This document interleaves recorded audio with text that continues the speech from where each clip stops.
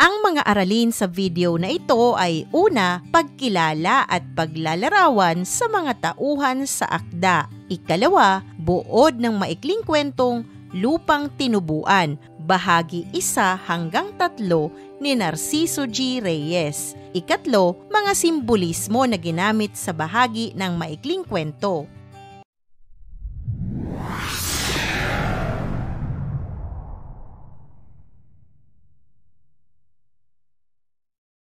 Dumako na tayo sa pagkilala ng mga tauhan sa akda ni Narciso G. Reyes na pinamagatang Lupang Tinubuan. Ito ay bahagi 1 hanggang 3 lamang.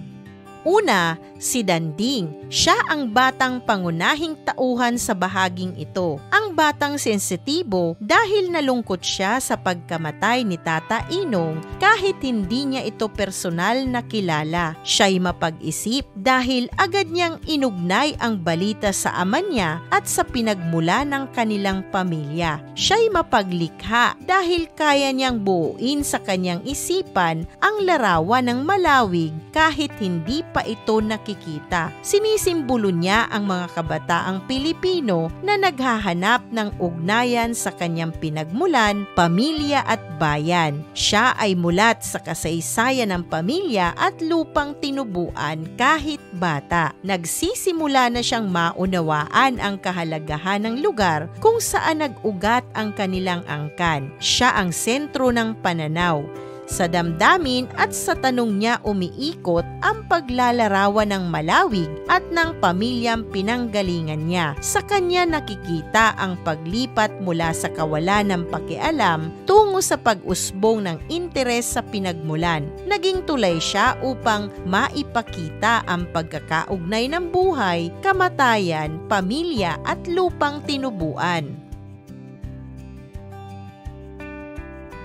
Ikalawa, Tia Juana. Siya ang tiyahin ni Danding, kasama sa paglalakbay, palasalita, maalalahanin at may alam sa kasaysayan ng pamilya. May edad na sapagkat siya ang nakaaalala ng kamag-anak at pinagmulan ng angkan. Sinisimbolo niya ang matandang henerasyon o ang mga nakatatanda sa pamilya na tagapag-ingat ng alaala, kwento at kasaysayan. Siya ang tagapagsalaysay ng nakaraan, nag-uugnay sa kasalukuyan kung saan si Danding at sa ugat sa malawig, Lola Asyang, Tata Inong at ama ni Danding. Gumanap siya bilang tagapagbigay linaw kung sino ang namatay at kung paano ito konektado sa pamilya ni Danding. Siya ang nagbukas ng pinto sa isipan ni Danding para alamin ang malawig at ang pinagmulan ng ama niya. Naging tagapagdala ng impormasyon at emosyon at ang kanyang simpleng salaysay ang pinagmulan ng lungkot at pananabik ni Danding. Ikatlo, Tiyo Goryo. Siya ang tiyo ni Danding na tahimik at mapagmasid. Hindi siya masyadong nagsasalita sa bahaging ito. Nakadungaw siya sa bintana, nakatingin sa mga bahay at halaman. Sinisimbolo niya ang tipikal na Pilipino na tahimik ngunit mapagmasid. Tumatanggap sa pagbabago at paglalakbay nang walang reklamo. Maaari rin siyang simbolo ng katahimikan at pagtanggap sa takbo ng buhay. Siya ang nagbalanse sa eksena. Habang maingay ang istasyon at madaldal si Tia Juana, siya naman ang tahimik na presensya. Pinatitindi niya ang imahe ng paglalakbay sa pamamagitan ng kanyang pagdungaw. Mas nararamdaman ng mambabasa ang pag-usad ng tren at pagbabago ng tanawin. Ika-4, Tata Inong. Binanggit lamang siya sa bahaging ito. Hindi siya lumilitaw sa tagpo. Binanggit lamang bilang pumanaw na kamag-anak at sinasabing mabait siyang tao noong siya'y nabubuhay pa, kaya siya'y nakikilalang maayos at mabuting tao sa alaala ng pamilya. Sumisimbolo siya sa mga ninuno o kamag-anak na hindi natin nakilala ng personal, ngunit bahagi ng ating pagkakakilanlan. Kumakatawan siya sa nakaraan na dahilan kung bakit nagbabalik ang pamilya sa Malawig. Siya ay maaaring sumagisag sa lumipas na henerasyon na humubog sa kasalukuyang lahi. Siya ang dahilan ng paglalakbay. Kung hindi siya namatay, malamang hindi agad uuwi sina Danding sa Malawig. Sa pamamagitan ng kanyang kamatayan, nabuksan ang isip ni Danding sa pinagmulan niya at sa lupang kinalakhan ng kanyang ama. Narito na ang tatlong bahagi ng maikling kwento ni Narciso G. Reyes na pinamagatang Lupang Tinubuan. Sabay-sabay nating basahin at unawain ang salaysay ng pangyayari. Nagsimula ang kwento sa isang napakaabala at maingay na istasyon ng tren at maririnig ang sari-saring ingay. May mga batang nagtitinda ng dyaryo at babasahin, pasigaw na inaalok ang Tribune, Taliba at Liwayway na bagong labas. Mga habilin at paalala ng mga naghahatid sa kanilang mahal sa buhay, katulad ng "Huwag mong kalimutan, Sindo, ang baba mo ay sa Santa Isabel. Temyong, huwag mong mabitiw-bitiwan ang supot na iyan, nagkalat ang mga magnanakaw. Sela, sabihin mong sa mahal na araw na kami uuwi. Ang pases mo, Kiko, baka mawaglit." Naroon din ang mga pormal na pagbati at pamamaalam sa mga may kayang pasahero gaya ng "Maligayang paglalakbay, Ginang Enriquez. Ngumiti ka naman, Ben. Hindi naman ako magtatagal doon at susulat ako araw-araw." Sunod-sunod ang "Kumusta na lamang, paalam hanggang sa muli" na nagpapakita ng lungkot, pananabik at pag-asa ng mga taong maghihiwalay at mag-iisa-isa sa kani-kanilang destinasyon. Dahan-dahan nang gumagalaw ang tren. Unay maririnig ang huni ng makina. Kasabay nito, tila nabubuhay ang tren at unti-unting bumibilis ang takbo.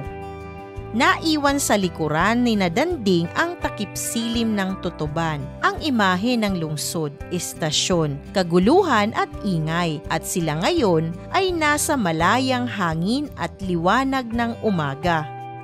Huminga ng maluwag si Tia Juana at sinabi, "Salamat at tayo'y nakatulak na rin kay init doon sa istasyon." Ipinakita nito ang ginhawang nararamdaman niya matapos makaalis sa masikip at maingay na lugar. Si Tio Goryo naman ay nakadungaw sa bintana at tahimik na minamasdan ang mga bahay at halaman na nadaraanan. Ang kumpas ng makina ng tren ay inihalin tulad sa pintig ng pusong wala ng alinlangan, tuloy-tuloy, desidido, walang pag-aalangan sa paglalakbay. Sa oras na ito, unti-unting nalilimutan ni Danding ang gulo, ingay at pagkalito ng pag-alis sa istasyon. Sa halip, unti-unting lumilinaw sa kanyang isipan ang tunay na dahilan ng kanilang pag-uwi, ang pagpunta sa Malawig dahil sa pagkamatay ni Tata Inong. Muling nagsalita si Tia Juana at ipinaliwanag na ang namatay ay si Tata Inong, pamangkin ng Lola Asyang ni Danding at pinsan ng kanyang ama. Sinabi rin niya na mabait na tao si Tata Inong noong nabubuhay pa. Sa puntong ito, nakikita natin na kahit hindi kilala ni Danding ang namatay, nagsisimula ng ikonekta ng kanyang isip ang sarili sa pamilyang nasa Malawig. Nang marinig ni Danding ang tungkol sa pagkamatay ni Tata Inong, sinagian siya ng lungkot kahit hindi niya ito kailanman nakita. Hindi mismo ang kamag-anak ang kilala niya, kundi ang ama niya na nabanggit sa usapan. Ang simpleng pagbanggit sa kanyang ama ang tumimo sa ilang bahagi ng kanyang puso. Dahil dito, parang naging mas malapit sa puso niya ang di kilalang patay dahil ito'y kamag-anak ng ama niya at bahagi ng pinagmula ng kanilang pamilya. Naalala niya na sa Malawig ipinanganak, lumaki at nagkaisip ang kanyang ama. Dahil dito, nagtanong siya kay Tia Juana tungkol tungkol sa anyo ng Malawig. Ano ang itsura ng bayang iyon? Mayaman ba o dukha? Liblib ba o malapit sa bayan? Habang nag-iisip at nag-aapuhap ng alaala si Tia Juana tungkol sa Malawig, si Danding naman ay nagbubuo sa isip ng isang kaaya-ayang larawan ng nayon. Sa imahinasyon niya, nabubuo ang isang maganda at tahimik na lugar. Dahil dito, umusbong sa kanyang puso ang pambihirang pananabik. Pananabik na makita ang lupain kung saan nagmula ang kanyang ama at sa kalaunan, ito ring lupang kikilalanin niyang lupang tinubuan. Ating naunawaan ang salaysay ng mga pangyayari sa kwentong Lupang Tinubuan, bahagi 1 hanggang 3 na isinulat ni Narciso G. Reyes. Dumako tayo sa mga simbolismo na ginamit sa akda.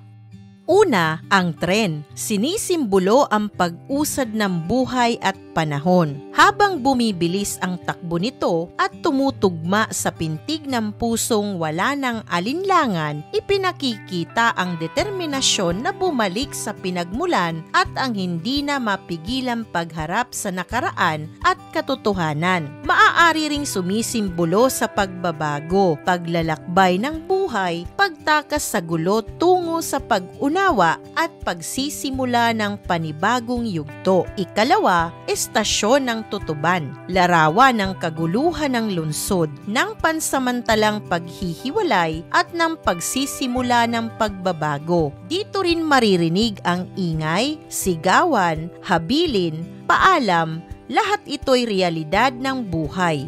May paparating, may aalis, may maiiwan. Ikatlo, paglalakbay patungong Malawig. Ito ay hindi lamang pisikal na paglalakbay, kundi paglalakbay pabalik sa ugat at alaala. Sa isip ni Danding, ito ay paglapit sa pinagmula ng ama niya at sa konsepto ng lupang tinubuan, lupang pinagmula ng kanyang lahi at pamilya.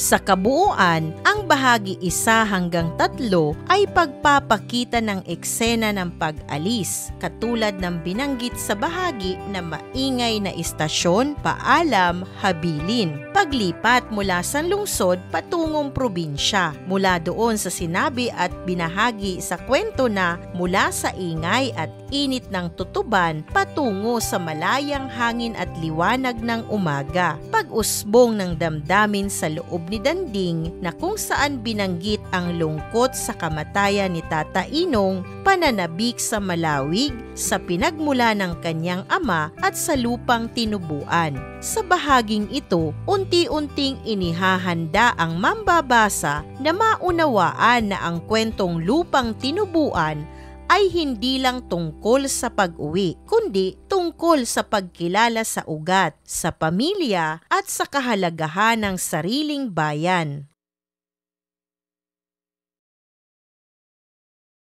Isang mahalagang aralin muli ang iyong napanood. Maraming salamat sa panonood sa channel na Aralin sa Filipino. Huwag mag-atubiling mag-comment ng inyong tanong, suggestions o paglilinaw ukol sa aralin. Munting kahilingan sa iyong kaibigan, paki-like, share and subscribe para updated ka sa mga susunod pang bagong video ng Aralin mo sa Filipino.